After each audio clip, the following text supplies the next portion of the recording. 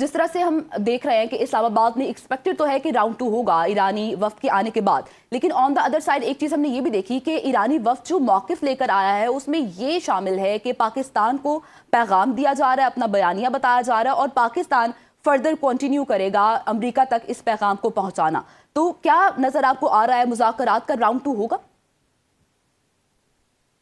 جی دیکھیے، مذاکرات کو جب ہم بات کرتے ہیں تو پہلے آپ جانتی ہیں کہ اسلام آباد ٹاکس راؤنڈ 1 جو ہے وہ ہوا، اور اس کے بعد میری نظر میں وہ جو تسلسل ہے وہ جاری رہا، کیونکہ باضابطہ طور پر ایک اسلام آباد میں کمرے میں بیٹھ کے تو ملاقات نہیں ہو رہی تھی جس طرح سے سارا میڈیا اس کو کور کر رہا تھا. لیکن میں آپ کو یہ بڑے وثوق سے بتا رہا ہوں کہ جو پس پردہ مذاکرات کا عمل تھا وہ کنٹینیوسلی جاری تھا. ایسا نہیں تھا کہ وہ مذاکرات کا راؤنڈ 1 ہوا پھر اس کے بعد گیپ آ گیا اور ابھی دوسرا راؤنڈ جو ہے اس کو منعقد کرنے کے لیے کوششیں کی جا رہی ہیں. لیکن وہ تو ہو رہی ہیں کوششیں، لیکن جو ڈائلاگ ہے وہ آن گوئنگ ہے. اب یہاں پہ کیونکہ آپ جانتی ہیں کہ ایک مس ٹرسٹ کی بھی ایلیمنٹ ہے ایران کے اندر، کچھ ڈیسیشن میکنگ پروسیس بھی کچھ اس طرح سے ہے. کچھ جو لوگ ایران کی انٹرنل کمپوزیشن کو جانتے ہیں وہ ہمیں بتاتے ہیں کہ ایران کے اندر ایک حکومت کا جو فیصلہ سازی کا عمل ہے اس کے اندر مختلف جو ہیں وہ پاور سینٹرز ہیں. ایک جی تو وہ سویلین لیڈرشپ ہے جو ہمارے سے یہاں پہ اسلام آباد آتے رہتے ہیں، اگر چی صاحب ہو گئے، مسعود پشکیان پریزیڈنٹ ہیں ان کے، اور جو ان کے قابل جو اسپیکر صاحب تھے وہ بھی آئے ہوئے تھے. لیکن ایک وہاں پہ جو ہیں وہ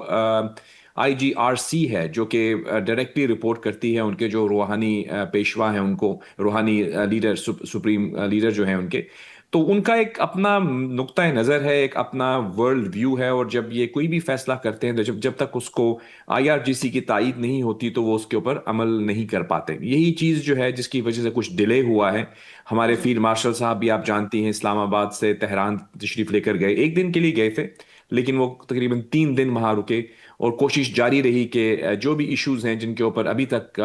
ہم آہنگی ڈیولپ نہیں ہو سکی اس کے اندر اس کو کیا جائے. تو ابھی میں سمجھتا ہوں کہ یہ جو ان کا آنا ہے، کیونکہ آپ جانتی ہیں ابھی 2-3 دن پہلے تک تو وہ یہ کہہ رہے تھے کہ ہم آئیں گے نہیں، جی اسلام آباد نہیں آئیں گے. ہمارے اوبیسلی کچھ ان کے مس گیونگز تھیں یا مس ٹرسٹ تھا یا جو بھی تھا ان کا امریکنز کے اوپر.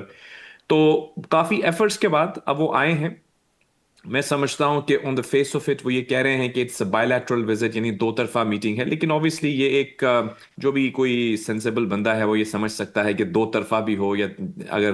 اس کے اندر ایجنڈا تو ایک ہی ہے نا. ابھی یہ تو نہیں ہوگا کہ 2 طرفہ میٹنگ میں آ کے وہ کلچر کو ڈسکس کریں گے. جی وہ یہی مین ایجنڈا آئٹم، یہی پیس بلڈنگ ہے. تو اس کو اب وہ اپنا میسج جو ہے غالباً جو ان کی تمام جو پاور سینٹرز ہیں وہاں سے اگر وہ ایک کنسولیڈیٹڈ میسج لے کر آئے ہیں، اور اسی طرح سے اگر یہ اس یعنی وزٹ میں کوئی میننگ نہ ہوتا تو پاکستان ان کو بھی انوائٹ نہ کرتا، جیریڈ کوشنر کو اور اسٹیو وٹکوف کو. تو جی گو کہ میں سمجھتا ہوں کہ پبلک پوسچرنگ جو ہے اس میں غالباً ابھی تک وہ یہ دکھانا چاہ رہے ہیں کہ ہم بات نہیں کرنا چاہتے، ہم یعنی ایک طرح سے پوزیشن آف اسٹرینتھ سے آ رہے ہیں. لیکن ایکچولی وہ بھی جانتے ہیں اور امریکنز بھی جانتے ہیں کہ دونوں کے انٹرسٹ میں ہے کہ اس معاملے کو ریزالو کر لیا جائے. ریزالو کرنے کے ایک ہی طریقہ ہے، وہ ہے ڈائلاگ، اور ڈائلاگ کے لیے پاکستان مخلصانہ کوششیں کر رہا ہے. میں سمجھتا ہوں کہ خوش آئند پہلا قدم ہے ان کا یہاں پہ آنا. ایرانی جو ہے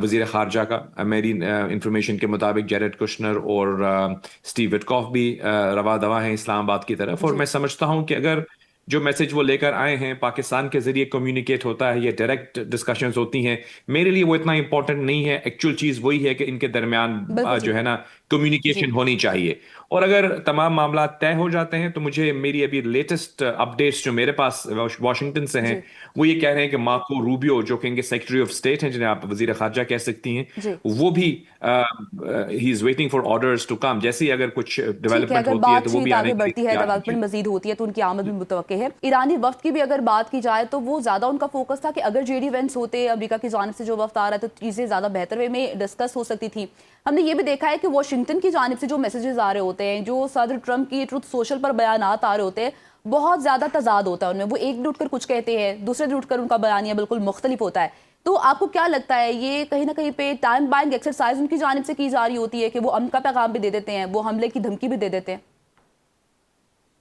جی یاسر صاحب کا بڑا اچھا تجزیہ میں نے سنا. اس میں ایک چیز تو آپ کے ذہن میں شاید ہے کہ جو وزٹ ہے ان کا جی فورن منسٹر کا، یہ اسلام آباد، مسقط اور رشیا کا ہے. قطر نہیں جا رہے میرے خیال میں جہاں تک میری انفارمیشن ہے. اور میری نظر میں جو مسقط کا وزٹ ہے تو دیکھیے جو آبنائے ہرمز ہم دیکھ رہے تھے کہ جنگ سے پہلے تو ایک ایشو نہیں تھا، لیکن جنگ کے بعد وہ ایشو بنا، اور اس کے بعد اب یہ دیکھ رہے ہیں ہم کہ کافی حد تک جو موضوع بحث نہ صرف میڈیا میں بلکہ ایون مجھے لگ رہا ہے کہ جو مذاکراتی ٹیم ہے اس کے ایجنڈا کے اوپر بھی وہ آ چکا ہے، جی کیونکہ کہا یہ جا رہا ہے کہ ایران پہلے آف کورس آپ جانتے ہیں کہ آبنائے ہرمز کو ویپنائز سب سے پہلے ایران نے کیا اس کو بلاک کر کے، اس کے بعد جو ہے وہاں پہ یہ امریکہ نے بلاکیڈ لگا دیا، تو دونوں اطراف سے مطلب ایک طرح سے پریشر ٹیکٹک کے طور پہ اس کو یوز کیا گیا، اسٹریٹجکلی یوز کیا گیا۔ جی اور اب یہ کہا جا رہا ہے کہ one of the point agenda items جو کہ پہلے نہیں تھے 10 پوائنٹس کے اندر، وہ یہ ہے کہ ایران یہ سمجھتا ہے کہ وہ آبنائے ہرمز کو مستقبل میں بھی کسی حد تک کنٹرول کرے، یعنی وہاں سے آمد و رفت کا جو سلسلہ ہے اس کے اندر کوئی وہ سمجھتا ہے کہ ریونیو جنریشن اس کے لیے ہو سکتی ہے۔ لیکن آپ یہ جانتے ہیں کہ یہ ممکن نہیں ہے، کیونکہ وہ جو واٹر ہے وہ انٹرنیشنل لا اس کی اجازت نہیں دیتا۔ ایران کسی حد تک تو کلیم کر سکتا ہے 10-12 کلومیٹر تک، لیکن آگے کا جو حصہ ہے وہ عمان کے پاس آتا ہے۔ تو میری نظر میں جو عمان کا وزٹ ہے وہ غالباً اس حوالے سے ہے کہ شاید وہ کسی جوائنٹ فریم ورک پہ بات کریں کہ کس طرح عمان اور ایران، جن کے پاس یہ اس تمام سی واٹر کا یعنی رائٹس کہہ سکتے ہیں ان کے پاس ہیں، وہ مل کر اگر کوئی جوائنٹ اسٹریٹجی بنا سکتے ہیں ان ٹرمز آف ٹولز یا وٹ ایور، کیونکہ کافی ملینز آف ڈالرز کی وہاں پہ ہمیں بتایا جا رہا ہے کہ انکم ہو سکتی ہے ایران کے لیے بھی، اور اگر ان کی فریم ورک عمان کے ساتھ ڈیولپ ہوتی ہے تو کیا یہ ممکن ہوگا؟ لیکن آپ جانتے ہیں کہ Oman is part of the G C C, جو جی سی سی ممالک کے حوالے سے ایک اپنا ان کا ایک الائنس ہے، کیا وہ جی سی سی ممالک کے خلاف جا کے ایران کے ساتھ ایسی کوئی ڈیل کرے گا؟ یہ ایک سوالیہ نشان ہے بہت بڑا، مجھے لگتا ہے نہیں کرے گا، کیونکہ آف کورس ایران کے ساتھ کوئی اتنی اچھی ریلیشن شپ اس کی نہیں ہے، اب بری بھی نہیں ہے، اوبیسلی عمان پہ کم حملے ہوئے ہیں لیکن نسبتاً وہ، اور پیس پروسیس کے اندر بھی عمان کا ایک رول ہے، تو آف کورس اگر آپ سمجھے کہ گلف ممالک میں سے ایک معتدل اگر ریلیشن شپ ہے ایران کی تو وہ ان کے ساتھ ہے، تو اوبیسلی لیکن کیا عمان تمام جی سی سی خلاف جا کے ان کے ساتھ ڈیل کر لے گا؟ مجھے مشکل لگ رہا ہے۔ دوسری بات جو ان کا وزٹ ہے رشیا کا، اس پہ میں ایگری کروں گا کہ وہاں پہ یہ کیا جا سکتا ہے کہ یورینیم کے ٹرانسفر کا، لیکن کچھ لوگوں نے کچھ اور ممالک کو بھی سجیسٹ کیا ہے، لیکن کیونکہ یہ معاملات کافی سینسٹیو ہیں اس پہ اسپیکولیشن کرنا میرے خیال میں مناسب نہیں ہوگا۔ Let's wait and see how it develops. لیکن دوسری بات آپ نے جو سوال کیا پریزیڈنٹ ٹرمپ کا،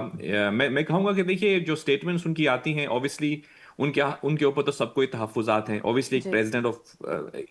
دا اونلی سپر پاور، ایک زمانے میں ان کو کہا تھا leader of the free world کہا جاتا تھا یو ایس پریزیڈنٹ کو، تو آف کورس ان سے آپ قدر سنجیدگی کی ایکسپیکٹیشن کرتے ہیں کہ اتنی، پہلی بات تو کچھ لوگ سوال کرتے ہیں اتنا وقت کہاں ہے ان کے پاس کہ وہ دن میں چار جی پانچ جی دفعہ